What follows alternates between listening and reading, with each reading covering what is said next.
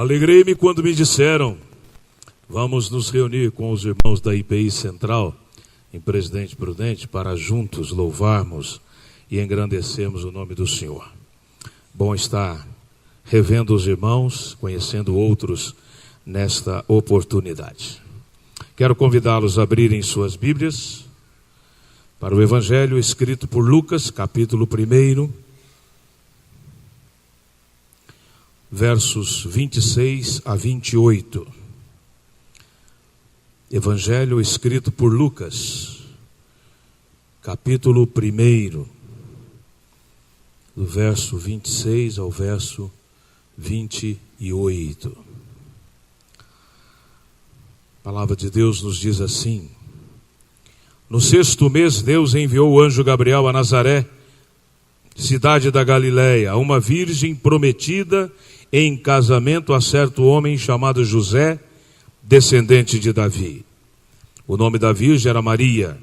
O anjo, aproximando-se dela, disse: alegre-se, ou salve agraciada, o Senhor está com você. Irmãos, a história da inserção do protestantismo no Brasil tem algumas características que jamais poderão ser esquecidas. Estávamos ainda na época do Império, havia uma religião oficial e não havia liberdade religiosa. A Inglaterra estabeleceu uma barreira de comércio devido a essa situação, exigindo que, se não houvesse liberdade religiosa, não haveria comércio entre os dois países. E a Inglaterra, na época, era a rainha da indústria têxtil. Com essa pressão comercial, o imperador foi obrigado a abrir as portas. Isso se estuda lá no ginásio antigo, o dia da abertura dos portos, só que com muitas restrições. Nenhum lugar de reunião poderia ter aparência de templo. Por isso, uma série de símbolos e elementos artísticos foram eliminados da caminhada da fé cristã, protestante ou evangélica no Brasil. Por exemplo, a cruz. Por muito tempo se entendeu que a cruz era um símbolo tão somente católico romano. E mesmo depois da proclamação da República, ainda as igrejas evangélicas tiveram dificuldade de assimilar algumas coisas que vinham do catolicismo, ainda que sejam ou fossem do cristianismo como um todo. A cruz não é símbolo apenas de uma religião, de uma denominação, é símbolo do cristianismo. Mas só para os irmãos prestarem atenção, das denominações históricas aqui em Prudente, a única que tem cruz na sua torre é a Igreja Metodista. Presbiteriana não tem, Batista não tem, e nós passamos a ter a cruz no nosso símbolo depois que colocamos o símbolo ali na fachada. Porque por muito tempo se jogou fora, se desprestigiou valores da fé cristã que, por sobrevivência, para ser diferente, não foram assimilados nos cultos chamados protestantes ou evangélicos. Reverendo Elben César, fundador e editor da revista Ultimato, falecido ano passado, escreveu um artigo muito interessante, certa ocasião, intitulado Maria de Mais, Maria de Menos. E aí ele faz uma análise que na fé cristã, em alguns momentos, há muita coisa de Maria, e Maria demais. E aí na tradição que foi sendo estabelecida, Maria foi sendo colocada em uma situação que a Bíblia não apoia. Podemos e devemos discordar de algumas questões, respeitando aqueles que creem diferente, por favor. Mas não encontramos base para acreditar e crer que Maria seja corredentora junto com Jesus Cristo e intercessora junto ao Pai. A palavra está muito clara dizendo que só há um mediador entre Deus e o homem, Jesus Cristo, homem. Também não cremos que Maria tenha sido arrebatada, não tenha passado pela morte. A Bíblia não dá nenhuma pista sobre isso, por isso não cremos na ascensão de Maria. Mas se nós olharmos para a reza, a oração, seja lá o nome que a gente der, chamada Ave Maria, 90% nós podemos fazer juntos sem nenhum problema. Quer ver? Ave Maria, cheia de graça, o Senhor é convosco. Bendita sois vós entre as mulheres, bendito é o fruto do teu ventre, Jesus. Santa Maria, e aí se nós interpretarmos como sempre o fizemos aqui, que santo é a ideia de separado, está tudo bem. Mãe de Deus, começa a ficar complicado. O credo apostólico diz que Maria é mãe de Jesus. Deus não tem mãe. Deus é pré-existente a tudo. Ele existe, Ele é. Então aí já temos um problema. Rogai por nós pecadores agora e na hora da nossa morte. Amém. Se crermos nessa frase, toda a obra de Jesus terá sido eliminada. Meia boca. Então significa que aquilo que Jesus fez na cruz não foi suficiente e nós vamos precisar de alguém para interceder por nós ainda agora e na hora da morte. Não cremos nisso, repito. Respeitamos aqueles que estão presentes, quem sabe nos ouvem pela internet, respeitamos a maneira como você crê. Mas pela palavra, não temos base para essas afirmações. Por outro lado, se no ramo do cristianismo há Maria demais, nós temos que admitir que no ramo evangélico protestante, Maria é de menos. Pouco se fala sobre Maria. Em geral, Maria só é lembrada no Natal, porque não tem jeito. Tem que dizer que Jesus nasceu dela. Mas se nós observarmos ao longo do ano, o restante do ano litúrgico, por exemplo, ela é uma ilustre desconhecida no meio do povo de Deus. E assim a gente vê a história nesses extremos, às vezes de mais e às vezes de menos. E quando o pastor Evandro me convidou para estar aqui no Dia das Mães, eu pensei que não há texto melhor, não há figura melhor da palavra de Deus para nós estudarmos do que Maria. Afinal de contas, ela se estabeleceu como a mais bem-aventurada das mulheres e das mães. Eu tenho o privilégio, o orgulho de ter aqui minha mãezinha, com 93 anos. O nome dela, para quem não sabe, é Maria José, o apelido é Dona Santa. Esse apelido vem porque ela tem um filho que nem eu. Só tendo um filho como eu, para ser uma santa, né? Mas eu tenho que admitir que além ou acima dessa querida mãe que eu tenho, está Maria, a mãe do Senhor, que é bendita e bem-aventurada entre todas as mulheres da terra. E nesse texto que nós lemos, o evangelista Lucas está nos apontando algumas situações do nascimento de Jesus. E eu gostaria de quebrar um pouco algum paradigma da fé cristã, um pouco protestante, vamos dizer assim. E eu poderia ter escolhido um outro tema para a minha mensagem. Mas eu pensei, eu acho que é hora da gente quebrar um pouco alguma tradição ou paradigma. Não se assuste que um pastor protestante traga como tema nessa noite, Ave Maria. Essa saudação foi eliminada ou foi diminuída ao longo da história, porque era salve. Na língua portuguesa isso se chama corruptela, quando você diminui a quantidade de letras de uma palavra. Os mineiros fazem muito isso. O mineiro não fala estou, ele fala tô. Então a gente come a palavra para gastar menos língua, porque a gente economiza assim ao longo da vida, né? Isso se chama corruptela, no sentido de você diminuir o tamanho da palavra. Então o salve virou ave. E se você lembra do Império Romano, todo mundo chegava diante do César e dizia ave César. Não estava chamando ele de ave, no sentido de animal, não é verdade? Era uma saudação de honra àquela pessoa.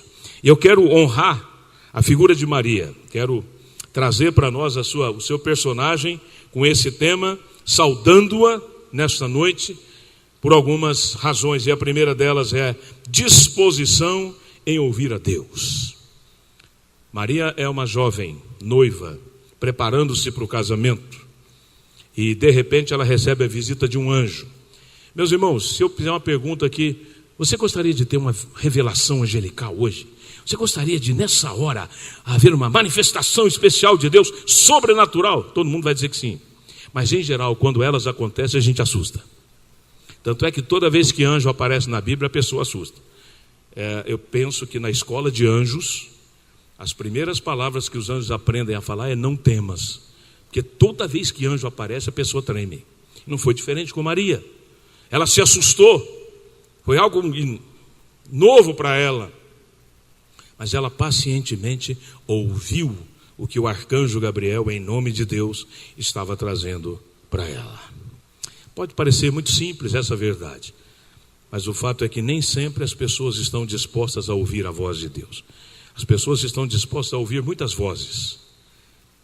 O apóstolo Paulo, por exemplo, já previa, escrevendo a segunda carta a Timóteo, no capítulo 4, versículos 3 e 4, o seguinte: virá tempo em que não suportarão a sã doutrina, ao contrário, sentirão coceira nos ouvidos, juntarão mestres para si mesmos, segundo os seus próprios desejos, Eles se recusarão a dar ouvidos à verdade, voltando-se para os mitos.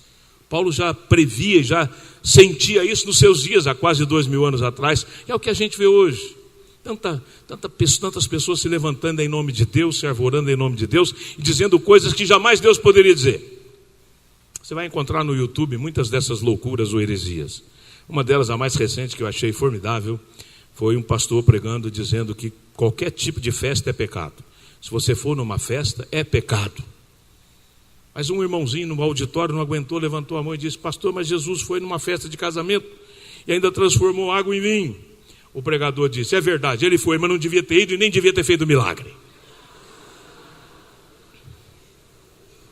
E as pessoas gostam disso, e as pessoas aplaudem isso.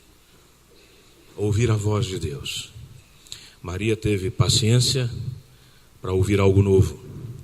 Isso é um desafio para nós que a gente precisa aprender com Maria.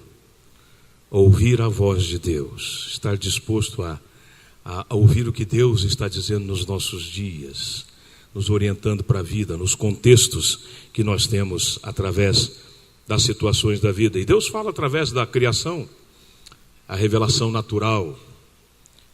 Os céus manifestam a glória de Deus e o firmamento anuncia as obras das suas mãos, Salmo 19. A palavra de Deus, Salmo 119, que é a revelação especial.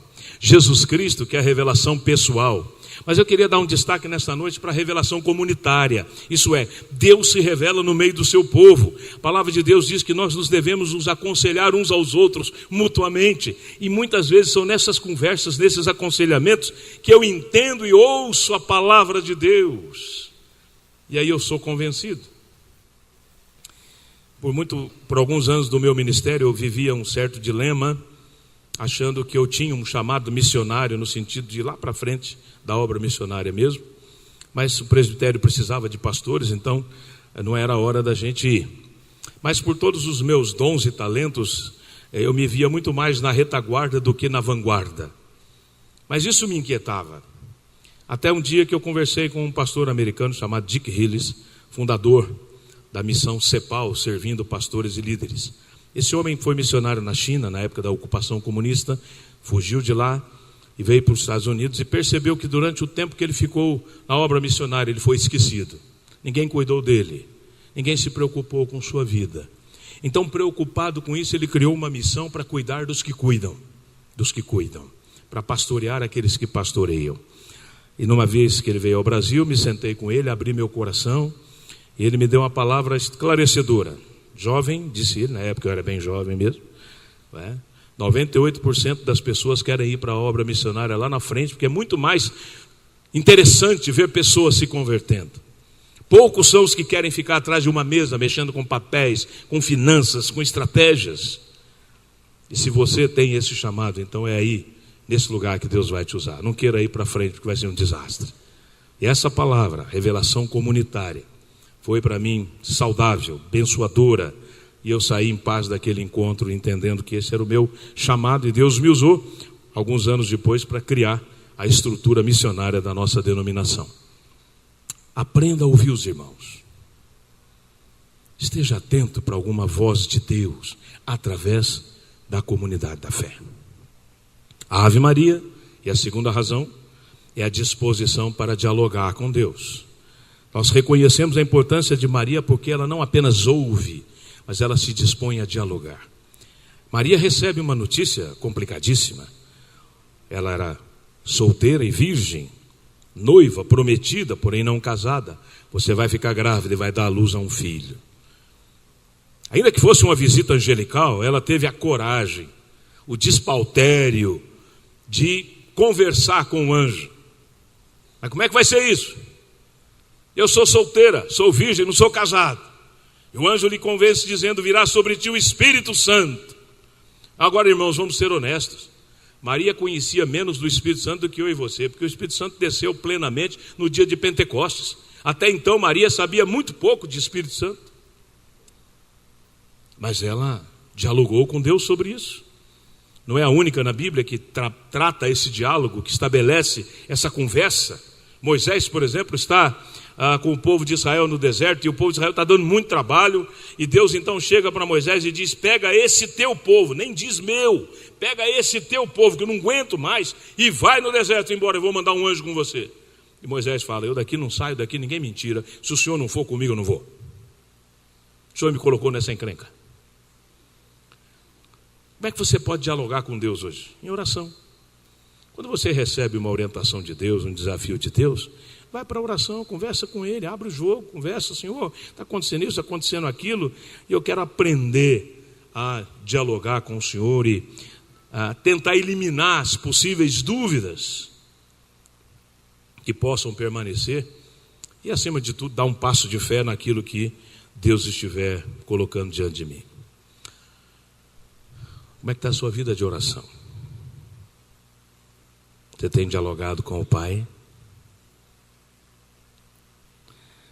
Ainda que Deus para nós esteja sempre na figura masculina, mas o apóstolo Paulo, em determinado momento, olha para Deus como o colo de uma mãe, no qual a gente pode se assentar e abrir o coração. Você tem dialogado com o Pai? Tem se disposto a colocar suas dúvidas e inquietações e abrir mesmo o coração? Maria nos ensina a fazer isso. Ela teve coragem para dialogar. Ave Maria também pela disposição em ser convencida para servir a Deus. Assim que ela recebe essas orientações, ela tem uma resposta positiva. Aqui está a serva do Senhor, faça-se em mim aquilo que tu desejas. Estava ela inteirada de todas as consequências? Não. Estava ela por dentro de tudo o que ia acontecer? Não. Mas aquela palavra foi convencedora e ela se dispôs diante da palavra a servir a Deus. Aqui está a serva do Senhor. Sabe por quê? Tem muita gente que Deus fala, que Deus convence, mas a pessoa não obedece. Lembra de Jonas, o profeta, fujão? Deus falou com ele tantas e tantas vezes, até que foi encontrá-lo lá na barriga da baleia. Nem sempre as pessoas estão dispostas a servir a Deus. Dá trabalho. Programar um evento como esse para quase 1000 pessoas, e o pastor Evandro perguntou: você pode imaginar um evento com quase 1000 mulheres? O que pode acontecer? E eu disse: Deus tem misericórdia, né? Porque é muita mulher. Vai dar um converseiro que só. Dá trabalho. Fazer a igreja andar dá trabalho. Fazer com que o evangelho cresça nas congregações, nas células, dá trabalho. E nessa noite eu gostaria de honrar a memória de um querido irmão que nos deixou nessa semana e que muito serviu a Deus aqui, presbítero Dalto Camargo, 95 anos de idade, foi chamado à presença de Deus na última segunda-feira. Dalto Camargo veio para cá, de Assis, na igreja nossa em Assis. Ele nunca fez nada, não tinha feito nada na vida. Mas chegou aqui e encontrou meu pai. Meu pai pôs ele para trabalhar e vai dando serviço. Diácono, presbítero, aí vai para a congregação lá da Coab, ele, mais o presbítero Zé Altino, para ajudar a plantar a nossa igreja lá na Coab. Tesoureiro da igreja, Gideão, envolvido com células. E que exemplo esse irmão deixa para nós, geração que não o conheceu, que não teve o privilégio de conviver com ele. Saiba que esteve entre nós um homem que serviu a Deus com seus dons e talentos, daquele jeitinho, na sua simplicidade. Maria precisa ser reconhecida no nosso meio, meus irmãos, porque se ela diz não, com certeza Deus ia ter que estabelecer um outro plano, não é? Mas ela diz sim. Isso é fundamental, porque se Jesus vem do céu, trazido pelos anjos, para morrer na cruz em nosso lugar, não ia adiantar nada, porque ele não teria sido raça humana. Mas como ele foi gerado no ventre de uma mulher, por 9 meses, como eu e você, ele se tornou um de nós, se fez raça. Por isso ele representou a raça na cruz, assumindo sobre si o pecado de toda a raça humana. Isso por quê? Porque ele nasceu de Maria. Porque Maria se dispôs a servir a Deus.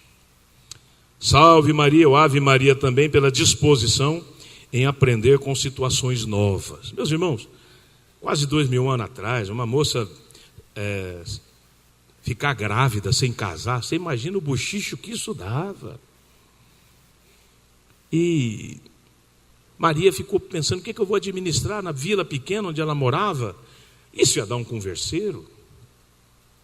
Qual foi a atitude dela? Administrar uma situação nova. Ela vai para a casa da sua prima Isabel, que havia ficado grávida havia 6 meses também no milagre de Deus, para nascer João Batista. E durante 3 meses ela vai até a casa de Isabel fazer o quê? Meus irmãos, ela estava se preparando para casar, fazendo um enxoval de casamento. Agora ela tem que mudar tudo, fazer enxoval de neném. Ela não tinha essa expectativa. Agora ela vai aprender com Isabel, que estava preparando lá as fraldas, na época não eram descartáveis, o cueiro, coisa que a geração mais nova nunca ouviu falar que existe, o que existiu. Situações para cuidar da criança. É uma situação nova. E ela toma o cuidado de aprender com alguém que poderia lhe ensinar. E é interessante que ela se preocupa inclusive com José, não é? Afinal de contas, ela foi convencida, mas e o José? E o Zé?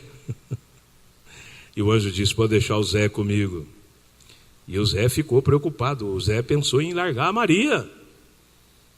Mas o Senhor o convenceu e ele a assumiu como esposa. Esperou que ela tivesse Jesus para depois ter relações com Maria e gerar outros filhos.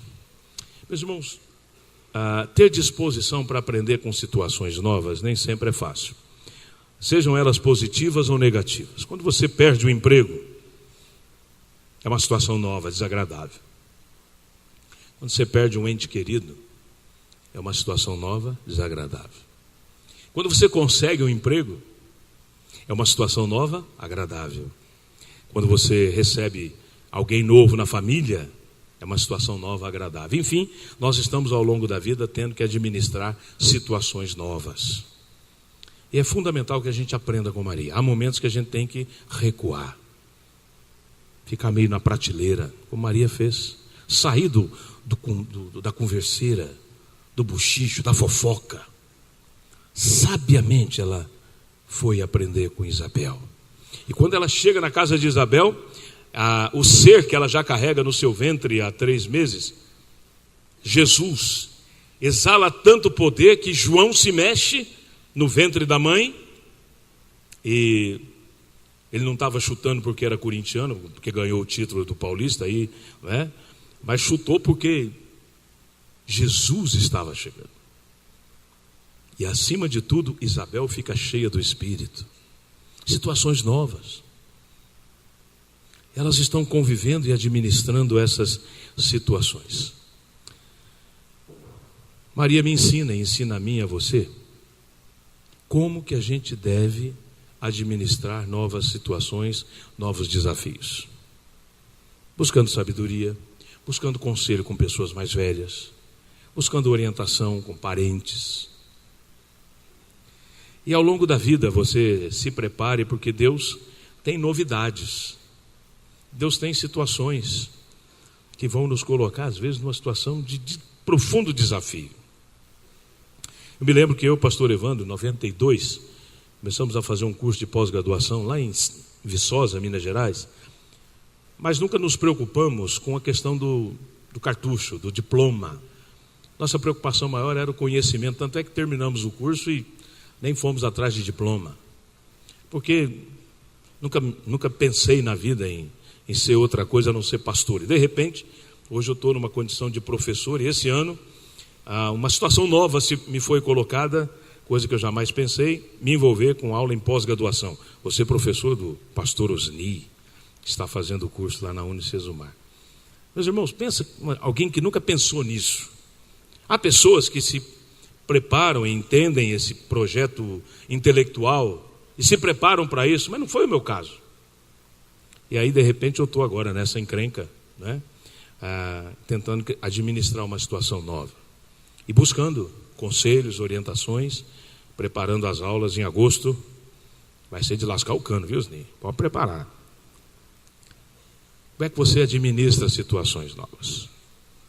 Esse é um exemplo para mim muito interessante da vida de Maria. Sabedoria, conselho, sair muitas vezes do holofote, ficar meio escondido como ela fez. Aí quando o João Batista nasceu, Maria volta e aí ela vai ter o restante de gravidez na sua cidade, e aí as coisas já estão mais tranquilas. Finalmente eu quero honrar a vida de Maria pela disposição em louvar ao Senhor.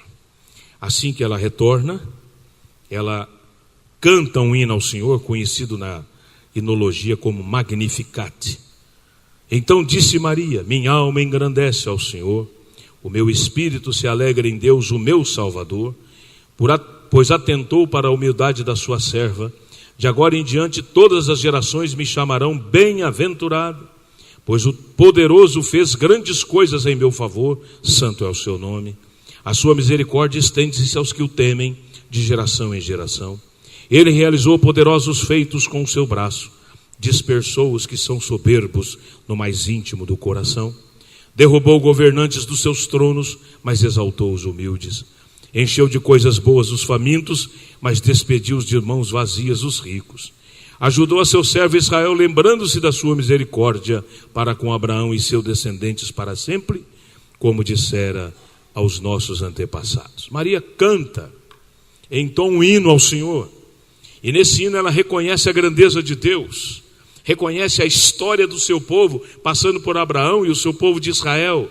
Ela reconhece que é uma herança de fé, pela qual ela louva ao Senhor. Hoje nós batizamos aqui o Arthur, filho do Dedé e da Cibele. É a 6ª geração da minha família envolvida com o Evangelho. É um privilégio, é uma herança que Deus tem nos concedido. Talvez não seja a sua história, seja diferente da minha, da minha família, mas o importante é a gente entender que há uma herança que Deus tem colocado no nosso coração, na nossa vida, para ser passada para frente. E isso é motivo de louvor a Deus. Os estudiosos entendem que há uma pequena distinção entre adorar e louvar.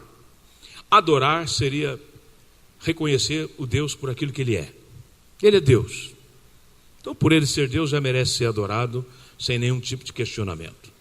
Louvar por aquilo que Ele fez, faz e fará. As duas situações se misturam com muita facilidade.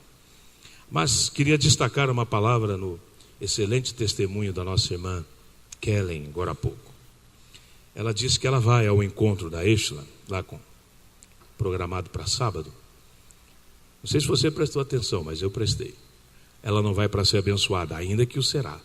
Mas a palavra dela foi: eu decidi ir para adorar a Deus. Isso faz toda a diferença. Quando você sai da sua casa para vir para o culto ou para alguma reunião da igreja, tem que ser essa disposição. Eu estou indo, eu vou adorar a Deus. Ele vai me abençoar? Não sei. Mas eu vou adorá-lo por aquilo que Ele é. E com certeza, ao adorá-lo, eu vou ser abençoado. Naturalmente. Tem muita gente que corre atrás da bênção, em primeiro lugar, e esquece de correr atrás de Deus. Inverta. Vamos atrás de Deus. E indo atrás dEle, em busca dEle, seremos abençoados. E quando você vai, com o coração aberto, como Maria louva ao Senhor, ela traz lembranças ao seu coração do seu povo, de como Deus agiu na história, como Deus preservou a fé. A nossa vida deve ser um hino de louvor ao Senhor, constante, não apenas cantando, como fazemos aqui, mas a vida como um sacrifício, como um hino de louvor ao Senhor.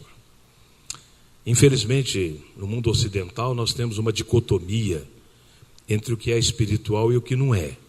No mundo oriental, isso é mais fácil de ser arrumado. O povo de Israel, por exemplo, não tem algo que seja espiritual e não seja espiritual. Tudo faz parte da história com Deus. E para nós também devia ser assim. Mas nem sempre nós entendemos esse projeto e fazemos as separações as mais absurdas, achando que algumas coisas que nós fazemos na vida não são espirituais. E outras são. E a resposta para isso, meus irmãos, está em 1 Coríntios 10, 31. Portanto, quer comais, quer bebais, é o que mais a gente faz na vida. Fazei tudo para a glória de Deus. Você vai tomar um lanche depois do culto, eu sei que você já está orando para eu terminar. E tem que ser para a glória de Deus. Vai dormir para a glória de Deus, vai levantar para a glória de Deus. Essa motivação do nosso coração. A vida não vai ficar muito chata, ao contrário, aí vai ficar prazerosa. Porque aí eu vou ter a dimensão de que Deus está trabalhando, agindo nas circunstâncias as mais normais da vida, as mais comuns. E Maria nos ensina a ter uma disposição para louvar. Por isso, nessa noite, quando a gente celebra o Dia das Mães, eu penso que não há personagem mais adequado para nos ajudar na vida cristã do que Maria, e procurando dar a ela devido lugar no mundo do meio protestante. Se há coisas demais com que nós não concordamos, respeitemos quem assim crê. Mas cabe a nós resgatar a importância dessa mulher, mãe de Jesus Cristo. Por isso, não se espante quando um pastor presbiteriano e protestante termina o sermão dizendo: Ave Maria.